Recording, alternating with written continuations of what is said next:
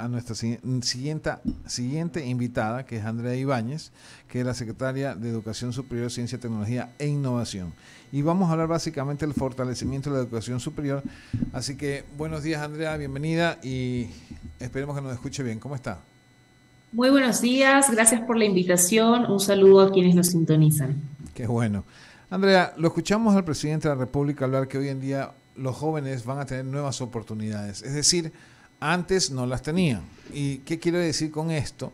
Que aparentemente los jóvenes no tenían la oportunidad de seguir una carrera o la que ellos quisieran seguir y no tenían la oportunidad de estudiar. ¿Cuál es el cambio realmente entre lo que había a lo que hoy en día se está dando en este plan o en este proyecto que anunció el presidente a través de la CENACYT? Claro que sí. Les cuento un poco cómo se está transformando la educación superior en en este momento, principalmente con el acceso, que creo que es a lo que usted se refiere esencialmente, ¿no? El acceso a partir del 2023 pasa a ser responsabilidad de las instituciones de educación superior, quienes ahora ya en su autonomía responsable van a poder realizar los procesos de admisión respectivos, considerando la naturaleza de sus carreras, la naturaleza de la universidad, y esto va a permitir, primero, reforzar esa autonomía, pero también promover universidades más libres, jóvenes más libres, que puedan tener un conocimiento pleno y un acercamiento respecto de la oferta académica que existe a nivel nacional. El fortalecimiento de la educación superior, por otro lado, se centra en distintas estrategias. Por ejemplo, estamos trabajando arduamente en el fortalecimiento de la educación técnica y tecnológica. Ayer hubo un mensaje a la nación del señor presidente Lazo en el cual justamente detallamos cuáles han sido esas estrategias y esas acciones que se han realizado desde la Secretaría de Educación Superior, CENESID, para poder fortalecer y mejorar la educación superior a nivel nacional. Y aquí me es grato contarles que hemos ya realizado una repotenciación importantísima en institutos técnicos y tecnológicos a nivel de país. En este año hemos entregado un instituto repotenciado en Manta, otro en Lago Agrio y otro en Quito, el Instituto Yavirac. Y de aquí hasta el 2025 tenemos una hoja de ruta para seguir entregando institutos que van a empezar desde cero, creados desde cero hasta el 2025, que serán 8 en total. Clarísimo en ese sentido, Andrea, en cuanto a la construcción de institutos. Pero yo quisiera analizar con usted es el hecho de que en muchas ocasiones lo que se quejaban y es lo que se decía es que antes no se permitía el ingreso a las universidades porque había este examen que ya aparentemente no se lo está haciendo, y segundo, se deja en libertad a las distintas o institutos superiores para tomar el ingreso. Eso significa que igual va a existir pues justamente un cupo mínimo de ingreso, porque no, o sea, no se puede dar educación a todo el mundo porque no alcanza el cupo, es que esa es la realidad, no hay suficientes institutos que puedan prestar ese servicio. Ante eso, se han creado nuevos institutos, es lo que quiero que usted me clarifique un poquito, se están creando nuevos institutos que van a permitir obviamente dar esa oferta que se necesita para que la demanda pueda ser, digamos, dada para que justamente todos estos estudiantes tengan la oportunidad de estudiar, porque eso es lo que le falta al Ecuador. La educación superior es lo que hace falta en el Ecuador y por eso es que se dan todas las cosas que se dan a nivel de la Asamblea Nacional y un sinnúmero de instituciones más. Así que no sé si a eso se refiere usted. Estos institutos que van a estar abiertos o se van a abrir hasta el 2025 van a permitir cubrir esa demanda de cupos.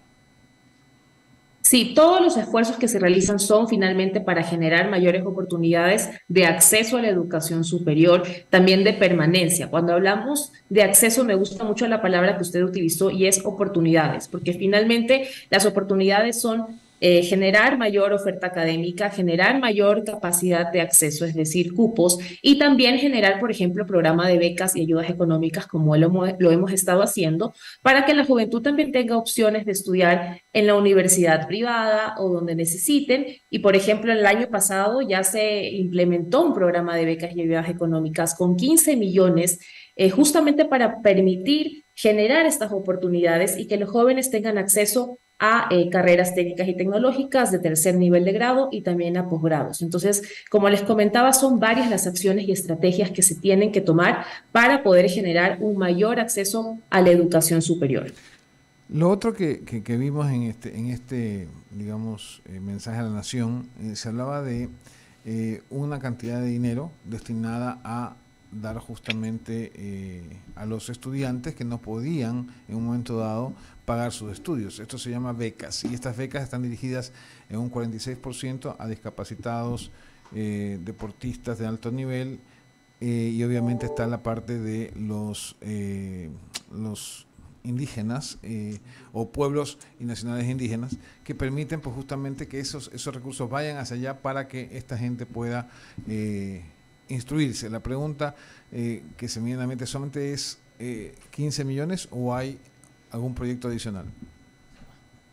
El proyecto se llama Proyecto de Oportunidades, del que estamos hablando puntualmente. Es un proyecto de inversión que dura hasta el 2025. El año pasado se otorgaron 15 millones dentro del marco de este proyecto, pero para este año, por ejemplo, es un número superior, es 23 millones de dólares para becas. Entonces, seguimos aumentando y beneficiando a más ciudadanos ecuatorianos, y comentarles que efectivamente nuestra política pública se enfoca en darle mayor oportunidades a los grupos vulnerables, a los grupos históricamente excluidos, y en esos entran pues las personas que tienen discapacidad, los pueblos y nacionalidades, y efectivamente el año pasado se entregó el 46% de las becas y ayudas económicas a estos grupos vulnerables. Y esto es importantísimo porque el trabajo de la política pública, de nosotros como órgano rector, es justamente romper esas brechas que impiden alcanzar la igualdad en el acceso a la educación superior, y eso se está realizando a través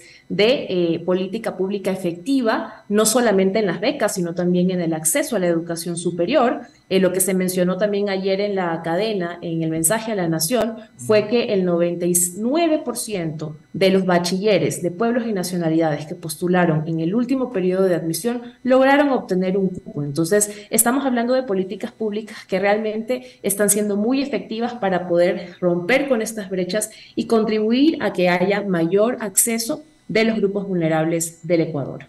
Andrea, cuéntanos un poquito cómo una persona o un estudiante quiere ser becado. Digamos que no tiene el dinero o puede acceder a esa beca. No tiene justamente los recursos necesarios. ¿Qué tiene que hacer para, digamos, tener la esperanza de poder estudiar? Claro, nosotros realizamos convocatorias abiertas de conocimiento público. Aquí la invitación es que los ciudadanos que tengan interés en conocer cuáles son los requisitos y cuándo van a estar disponibles estas convocatorias para becas de educación técnica y tecnológica, de posgrados, entre otros, estén siempre al tanto de nuestros canales oficiales. Se piden documentaciones como por ejemplo copias de las cédulas. En los casos de vulnerabilidad sí hay ciertos factores que permiten corroborar evidentemente estos datos. Se pide generalmente que la gente esté registrada en el registro social. Si es que no lo está, de igual manera, pues pueden participar presentando documentos que permitan avalar su condición de vulnerabilidad. Son distintas estas condiciones, entonces para cada caso aplica un requisito específico, pero todo esto lo encuentran en la página oficial de la CENESID y en los canales oficiales donde pueden informarse. Perfecto. Ramiro Cepeda tiene más preguntas para usted. Andrea, adelante, Ramiro. Andrea, buenos días. Ramiro Cepeda le saluda. Buenos días, Ramiro. Pongamos las cosas en orden. Yo no creo en la igualdad, yo creo en la equidad, que para mí es diferente, y parte de la equidad es darle las mismas oportunidades a las personas de acuerdo a sus capacidades. Entiendo la ayuda que se da a las personas con discapacidades o limitaciones físicas de acceso, que no necesariamente son limitaciones económicas. Primer punto. Segundo punto, la ecuación se me queda coja cuando el crédito educativo no existe. Un solo banco lo daba y era el Banco del Pacífico, y se lo suprimió justo en este gobierno,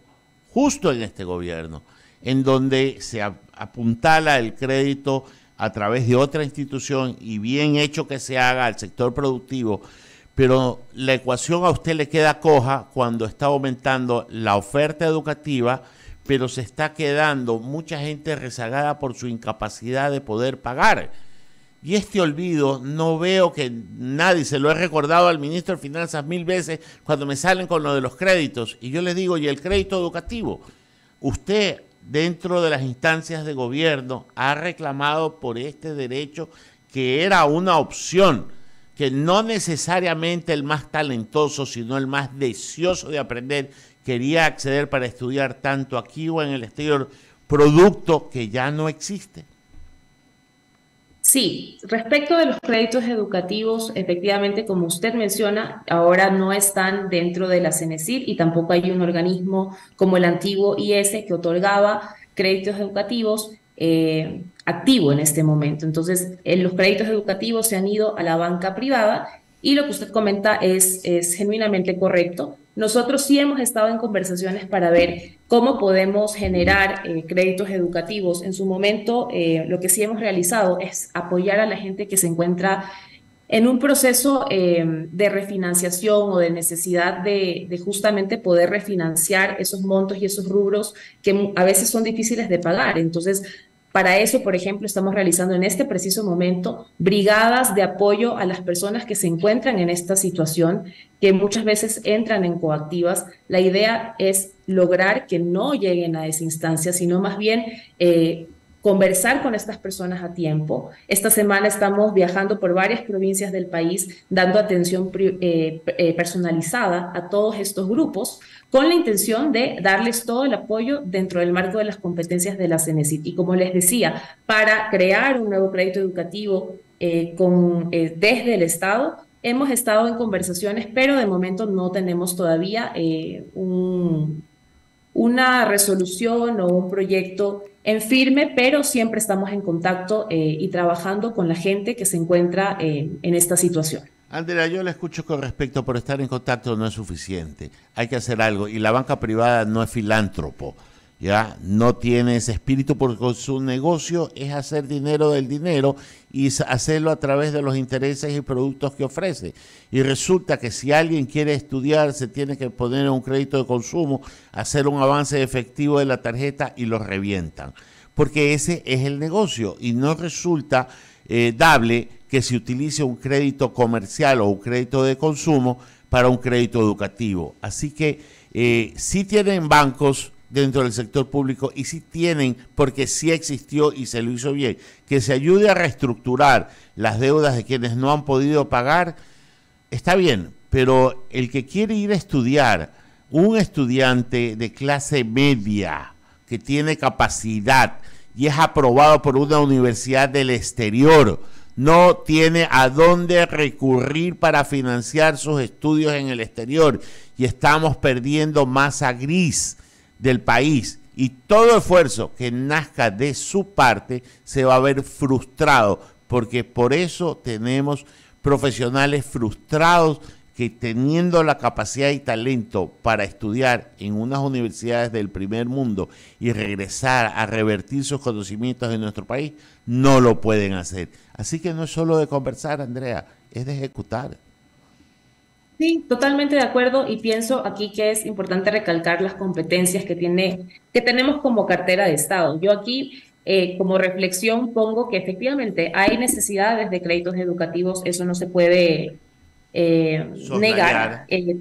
También creo que es importante volcarnos a ver la importancia de generar mayores becas y mayores ayudas económicas, porque finalmente sí hay becas internacionales desde la CENESID, que son de cooperación internacional y que se gestionan a través del programa de Globo Común. Tenemos también becas, 55 millones en el último año para becas en instituciones particulares cofinanciadas y adicionalmente tenemos los programas de becas nacionales que les comentaba de los 15 millones. Entonces, sí es importante pensar también en estas becas que finalmente son no reembolsables, que le permiten a los ciudadanos cursar sus estudios y no tener tampoco que realizar estos créditos y estos procesos que muchas veces suelen ser difíciles de cumplir o de pagar posteriormente. Pero sí, Andrea, lo entiendo perfectamente la diferencia entre una beca y un crédito.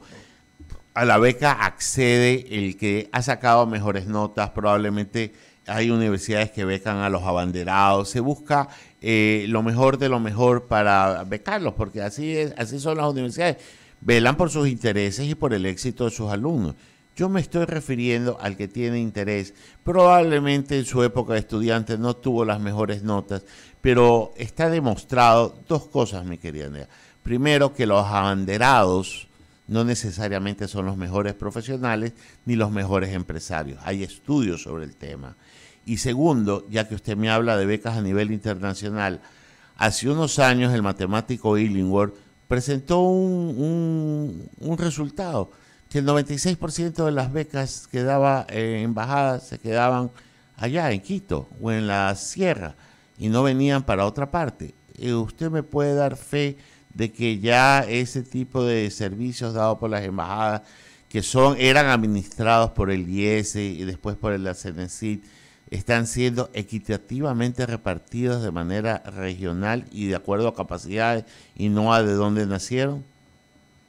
Sí, yo puedo dar fe de esto y puedo, si desean, compartirles datos, porque finalmente estas becas que, como bien menciona, vienen de embajadas o de cooperación internacional, tienen un proceso de preselección a quien las necesita en la mayoría de los casos. Finalmente, el oferente es quien selecciona los perfiles más idóneos, pero la convocatoria es completamente abierta y sí puedo pasarles datos para que ustedes evidencien que sí hay presencia y otorgamiento de estas becas en provincias fuera de las ciudades más comunes, como suelen ser Guayaquil o Quito.